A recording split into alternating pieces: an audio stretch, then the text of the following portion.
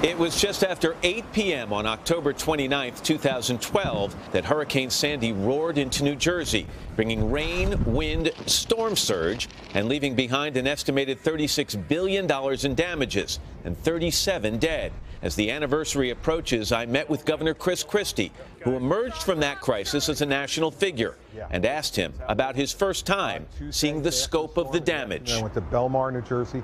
On the shore, I landed my helicopter where the boardwalk used to be.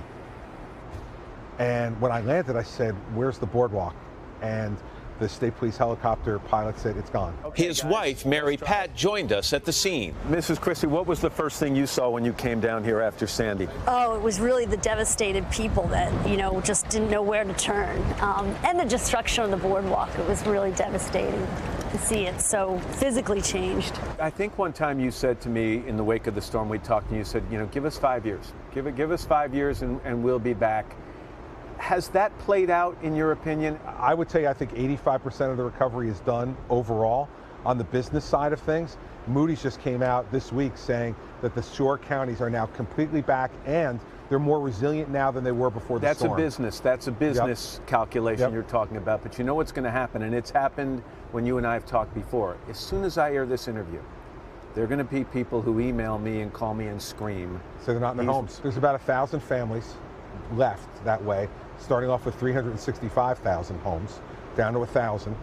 And for those people, we're just going to keep working. But were mistakes made in the process? In the beginning, because those people, when they scream at me, they're mad at the bureaucracy, they're mad at the process. Some of them are angry at you. Were mistakes made? Sure, in the beginning there were. This is the first time we had ever done anything like this. So like in the beginning, the company that we hired to run the rebuilding program, they weren't good. We had 2 bids, we picked one, we picked the lowest one, turned out not to be good. And it took us about a year to figure that out. And then we removed them, and now we got a new group in that's been much better. So yeah, there were definitely mistakes made, Matt, and I would never say that we were mistake-free. Let's take the experience here in New Jersey and broaden it out, because as you well know, people of Houston are still reeling, people in Florida, people in the Caribbean, the U.S. Virgin Islands from the hurricane season that we've all just lived through. If you could impart one piece of advice to the people and the elected officials in those areas, based on something you learned here, what would it be? Well, to the elected officials, what I would tell them is that you have to stay on top of the federal government every minute of every day, no matter who the president is, because that bureaucracy is hard to deal with. And if you don't let them know you're watching them every minute, it'll get away from you. To the people, I would say, don't solely depend on the government. Look to nonprofits, look to friends and family to help you in this breach, because without that, there'll be some very, very difficult days. Let's talk about you a little bit, all right? In the 5 years since Hurricane Sandy, your personal fortunes have shifted. You were an extraordinarily popular governor at that time. And today you're going to leave office in, I think, 80-something days, and your approval ratings are very low. What happened? I ran for president. And people don't like when you have a job and you're looking for another one right in front of them.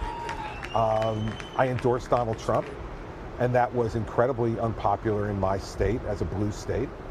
And third Bridgegate happened. I think the combination of those 3 things, all 3 of which had really nothing to do with the execution of my job, impacted people in the way they felt about me. You were the first big-name politician on the Republican side, for the most part, to jump on the Trump bandwagon. And if he were to run again against someone other than Hillary Clinton, who you clearly didn't want to be president, would you support him again? If he runs again, I would support him, yes. But I'm not so sure what will happen. 4 years is a long time, and especially for someone who has not spent a lifetime in politics. So I think those years affect them differently. So I'm sure the president will make whatever decision is best for him and his family and the country. If he runs again, absolutely, I expect to be with him. So if we get together, be very interesting to see what Governor Christie does next. He's been such a prominent national politician for so long. We'll see what his next move is. Yeah, and important to remember this anniversary of Sandy as well. Hello, Today fans. Thanks for checking out our YouTube channel. Subscribe by clicking that button down there and click on any of the videos over here to watch the latest interviews, show highlights, and digital exclusives.